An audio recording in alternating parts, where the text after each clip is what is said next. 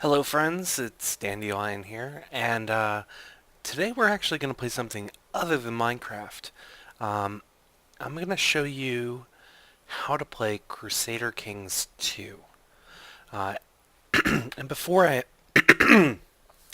get into Crusader Kings 2, I should say that it is a very difficult game to start to play. So the first couple episodes of this are basically going to just get you familiar with the interface, how things operate in the game, and how to basically play the game because it's not immediately obvious. There's not a great tutorial out there. There are great tutorials on YouTube that you could watch, but hopefully this will be yet another one out there that someone could watch. So we actually have a couple of the DLC turned on, but they're not going to play a huge role in what we're doing. I think, Old Gods turned on. I think I also have Legacy of Rome, and oh yes, I also have the uh, not the most recent one, not the Rajas of India, but the one right before it that had to do with the religious stuff. I can't remember what that was called. Um, and I have a bunch of other little ones that are like song ones turned on, or like unit packs or things like that that are not useful. They don't change the gameplay and won't really factor into this. I own Sunset Invasion, but I turned that off. That is a terrible thing. Don't buy that. It's not very fun. um, Especially for me, who I tend to stay on the western side of the map. So Sunset Invasion almost always causes headaches in my games. But we'll get to that much later. But first, I think what we're going to do is we're going to start relatively simply, and I'll show you the ropes of how to play the game. So before we do that, though, I want to talk about what this is. So what this game is a medieval era grand strategy game. And what they mean by grand strategy is uh, that it's a very overarching strategy that goes from your rulers to uh, your armies and cities, but it doesn't get to the nitty gritty details of any of that stuff. There's some micromanagement, but not a whole lot. There are some tactics, but not a whole lot. It's a very overarching and very and where the nitty gritty comes in is in the political side of things, and in especially family tree. Uh, for example, marriage is huge in this game. Diplomacy is huge in this game. Uh, Dealing with your neighbors and managing the uh, treaties and um, treaties and claims that you'll have on their domain. That's where the majority of the gameplay is. Um, so we're gonna start, and I'm gonna start with a single player game. All right. So immediately you see that there is just it is everywhere in Europe, what's crazy about this game is that when we zoom in, let's say we'll zoom in on Bavaria here. Okay. You'll see that there are different counties, right?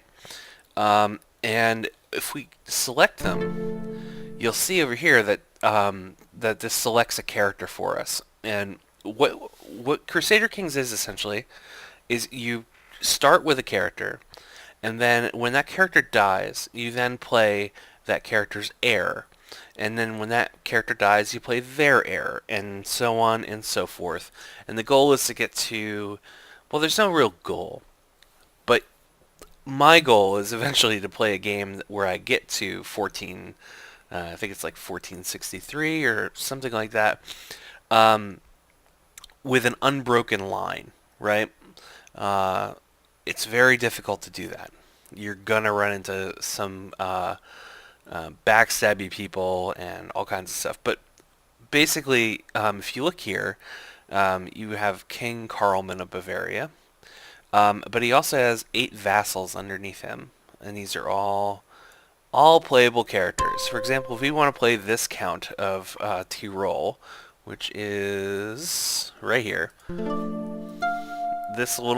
he would be controlled of this one county, and essentially this difficulty basically shows that he's a count, he doesn't have a large dynasty, and also that he would have to, in order for him to become massively powerful or important, or for his children's children to be massively important, uh, there would have to be um, a lot of things would have to happen, and it takes a long time for that to happen. But we're not actually going to play in Germany because that everything dealing with in the center of the center of Europe is just a nightmare. So instead, we're actually going to move over here to Ireland. The reason why we stay in Ireland is just so there's no kind of random things that happen to us. It's relatively stable, and the reason we do this as well is because this is, a lot of Crusader Kings people will call Ireland the tutorial island, right, or newbie island, because there isn't a whole lot of general difficulty. And we're actually not going to start at the old gods. We're actually going to start Stamford Bridge, which is 1066.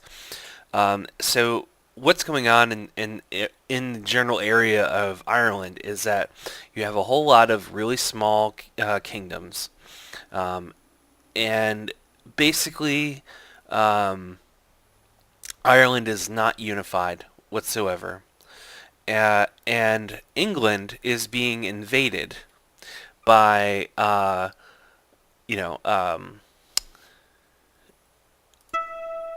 sorry, where is he? Yeah.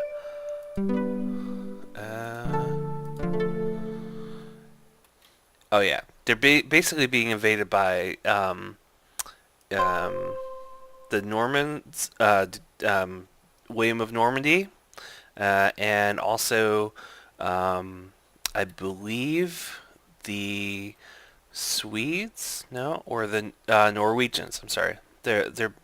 Norway is also invading them, and if I believe there's someone else, the Denmark is also invading them. So playing as, say, King Harold of England is a very losing proposition.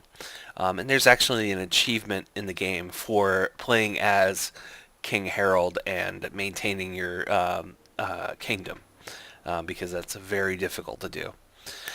And the reason why we don't want to play Scotland is because it immediately puts us against whoever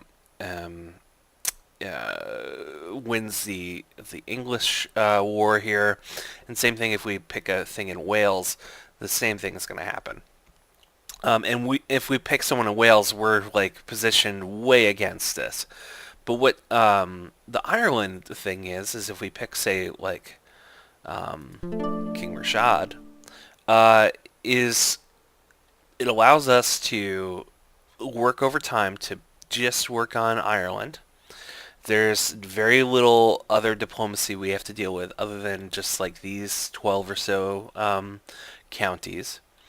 And once we actually get over here to start to threaten into Scotland, um, Scotland is already going to be unified, but we'll also be much larger, and everything else is going to be sort of, under, um, is going to be much less volatile, and we'll be positioned to take advantage of that.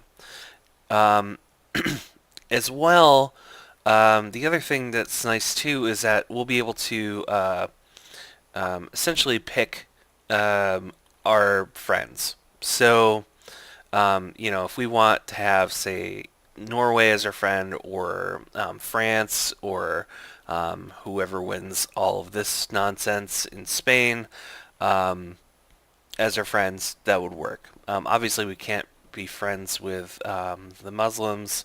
Um, they basically set that up in the game it's that they're opposed to each other.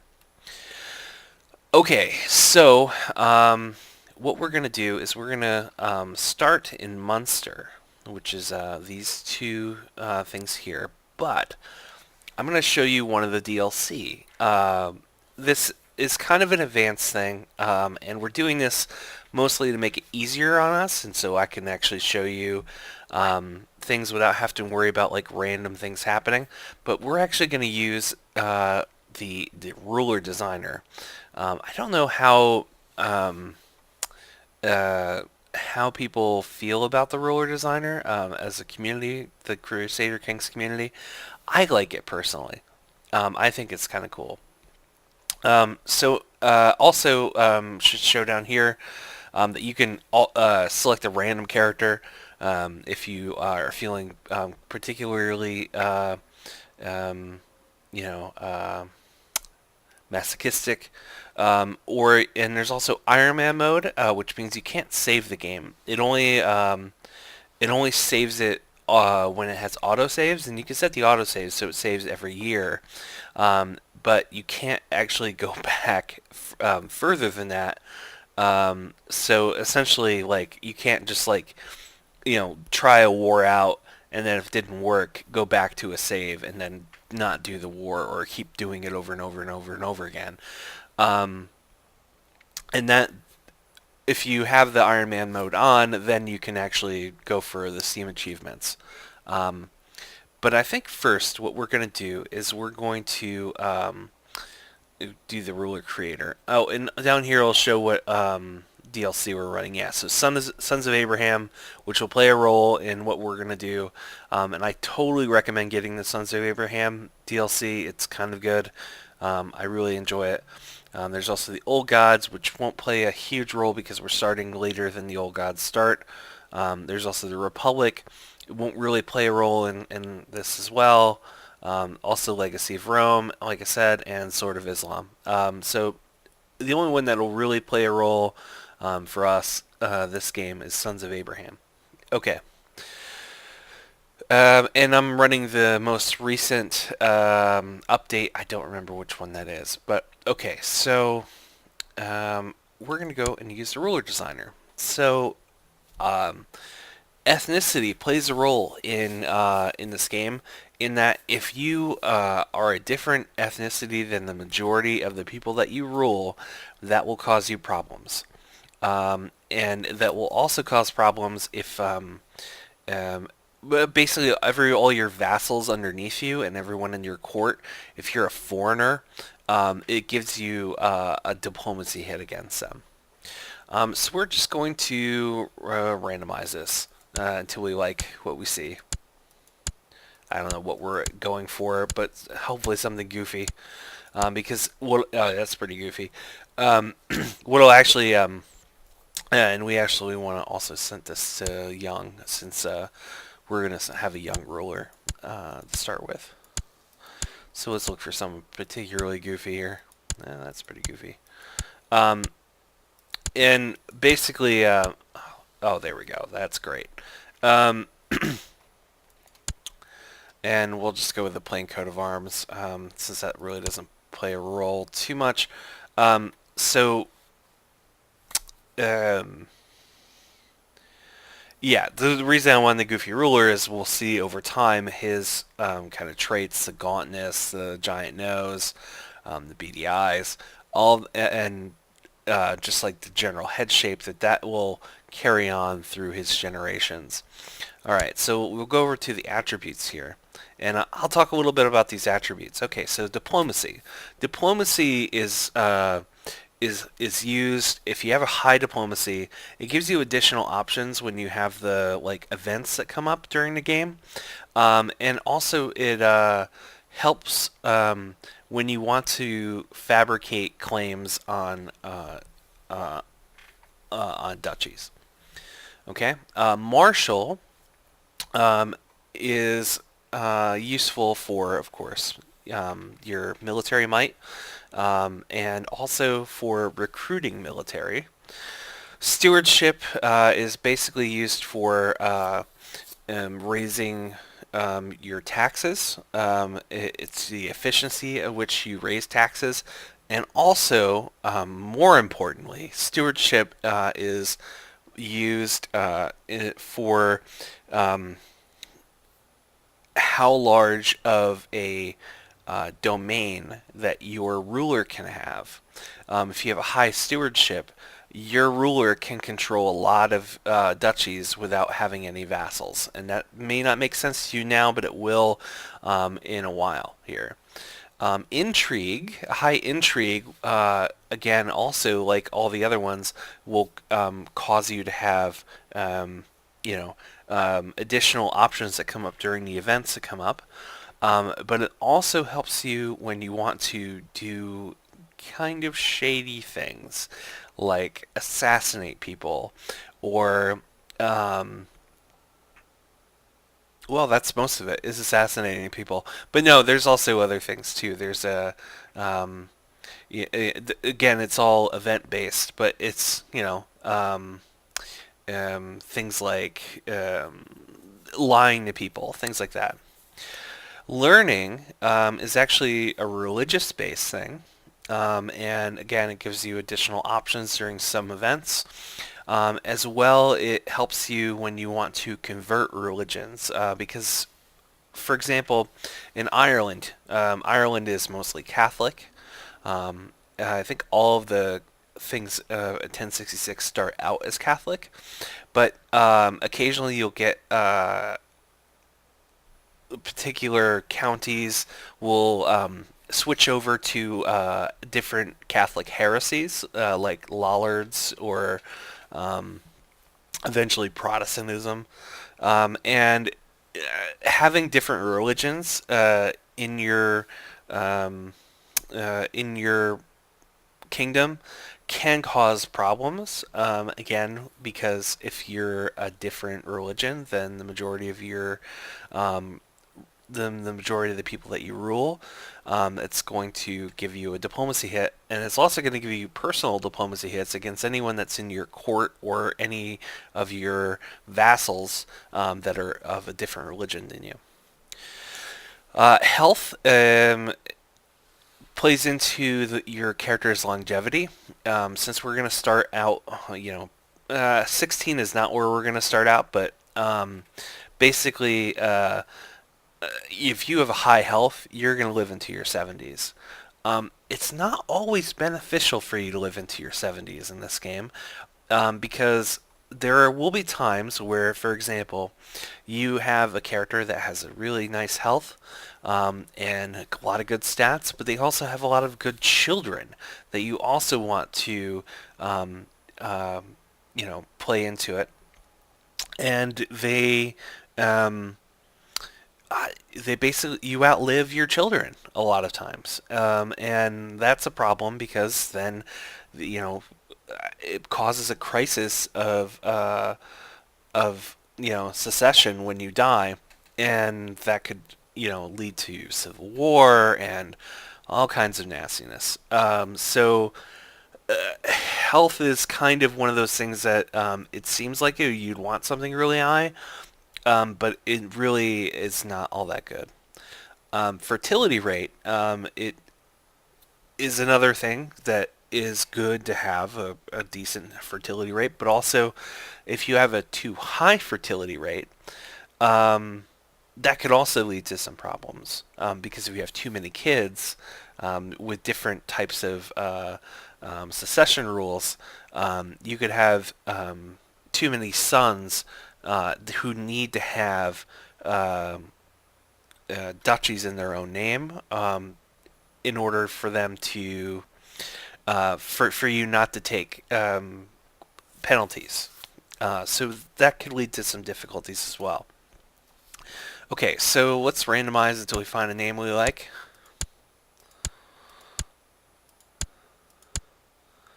Patrick? No, let's move on here.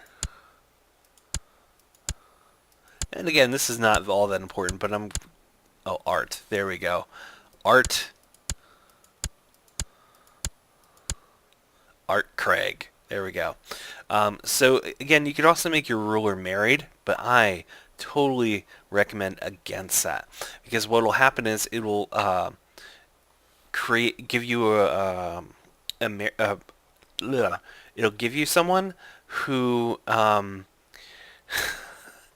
the game randomly generates, and you want to select your first marriage on the first day of the game, because otherwise it's a terrible idea. Okay, so then there's these traits in education, and this is what we're going to change in order. And how this works is, you will see here that it basically gives you an age penalty. So if we want to be an elusive shadow, it'll give us a +2 martial, +9 intrigue, +2 diplomacy, -1 stewardship.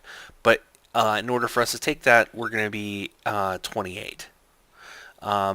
So that's, you kind of have to weigh everything against each other, and we'll take some negative traits in order to do this. And actually, we're going to game this because why not? I'm going to show you how to game this system, and if we die because we gamed it, it is kind of a risk, right? So the one that you want is Midas touched. That's definitely the one you want. Gives you a plus martial, minus the diplomacy, but who cares? Gives you a fertility rate and 9 stewardship. That is what you want to start out with. Okay, so age 31. That is way too old.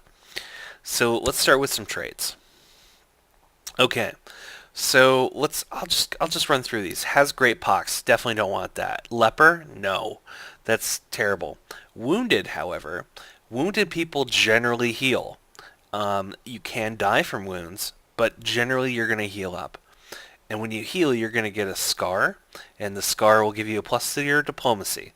So this is actually minuses it to 20, and actually doesn't really hurt us. It does hurt us on the health. Our health is now at 4 because of the wound, but so that we have a greater chance of dying, but we can probably be okay.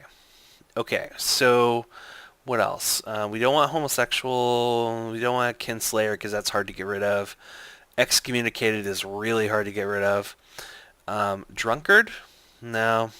Incapable? No, because you don't come back from that. That's someone who's like, paraplegic, or someone who's in a coma.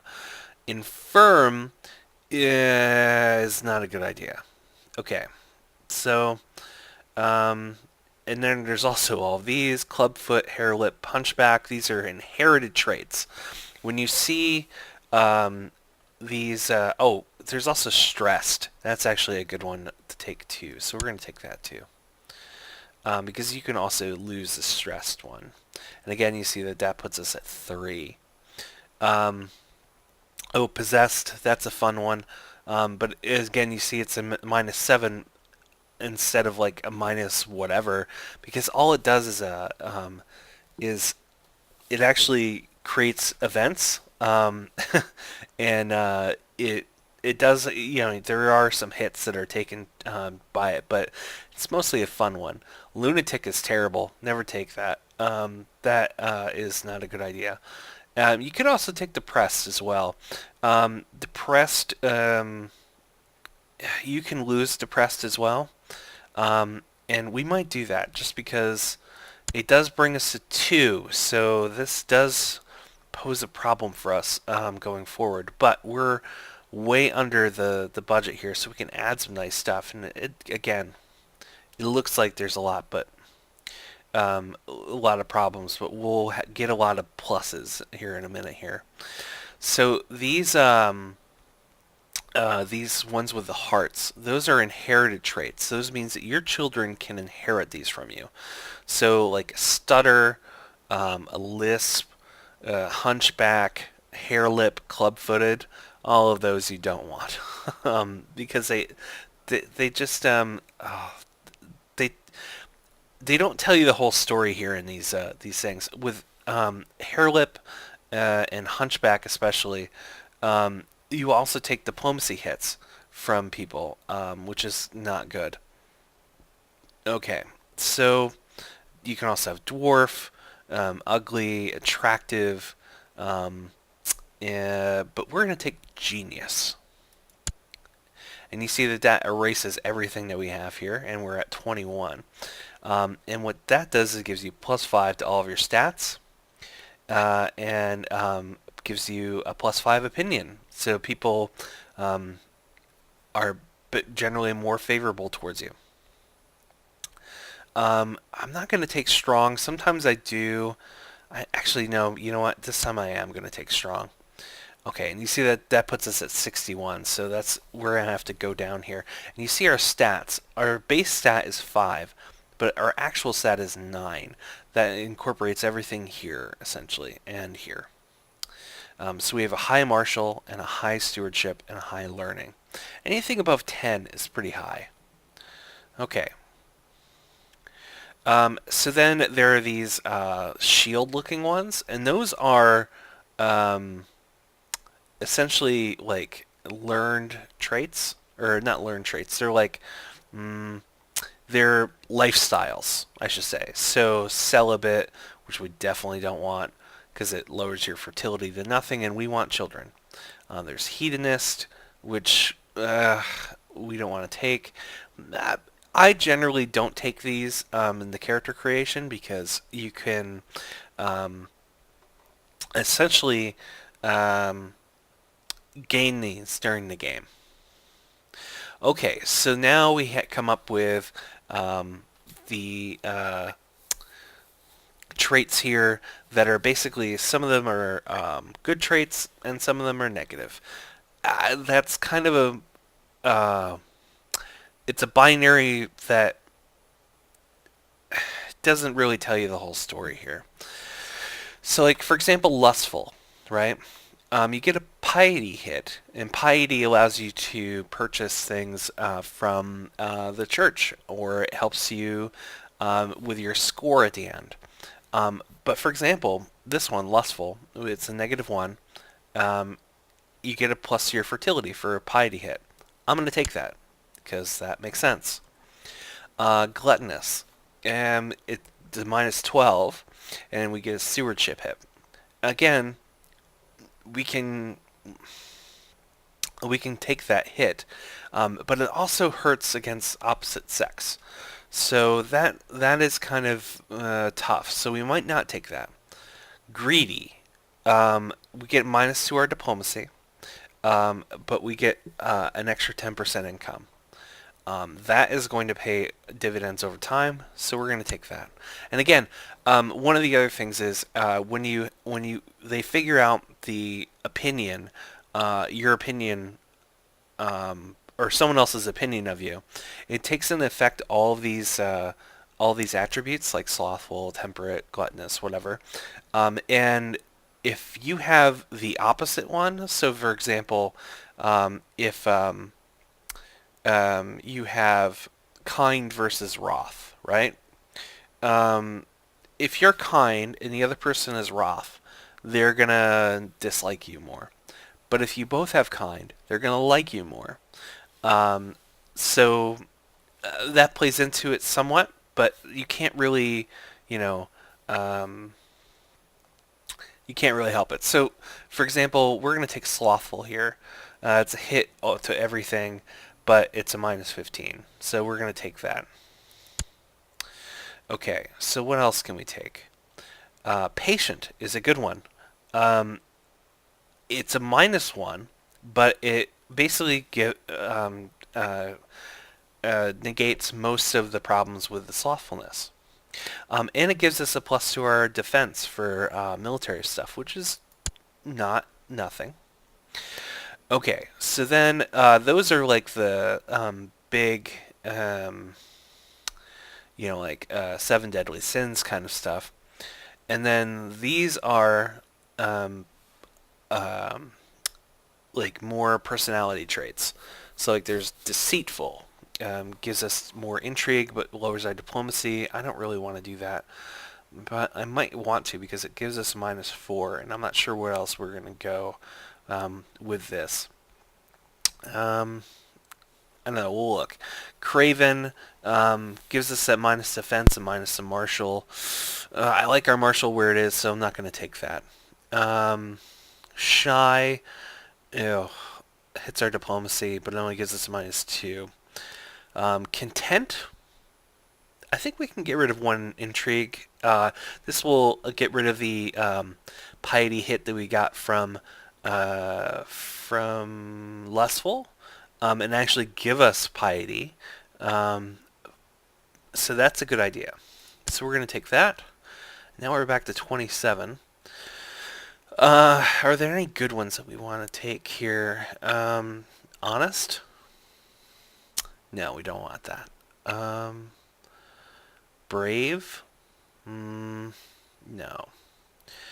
Arbitrary? No, no, no, no. Arbitrary is terrible to take. Arbitrary is terrible to take because it is a big hit. It's a character flaw that people just it's a big opinion hit when the other people are just, and also it's a -2 our stewardship, which we don't want. Cynical. Yeah, we're gonna take that. That's a piety hit, but again, we're still gonna be plus piety, and we get an intrigue boost, so that's good. Trusting. No, we're not gonna take that. We're at 23, which is actually kind of good. Cruel. I don't think we're gonna take cruel. No. Okay, and these we're not gonna take obviously because these are all Islamic things, and it won't help us at all. There's also Pilgrim, which you can actually get during the game. Scarred, which we're actually going to get, and you can see that it gives us a prestige bonus. It also gives us an opinion bonus as well. These are Viking ones, which we're not going to take, and these are things from the new DLC, which we're also not going to take. Okay, so we are Midas touched. We are wounded, stressed, and depressed. But we're a strong genius who's lustful, greedy, slothful, patient, content, and cynical. We're a complicated person. Alright, so you can see our health is at 4. Our fertility is at 80%, which is kind of nice. Diplomacy is at 8. Martial is 11. Stewardship is at 17. Intrigue at 9. Learning at 12. So if we're able to get rid of the wounded relatively soon, and work on getting rid of our stress level and depressed level, we will be positioned to be really awesome.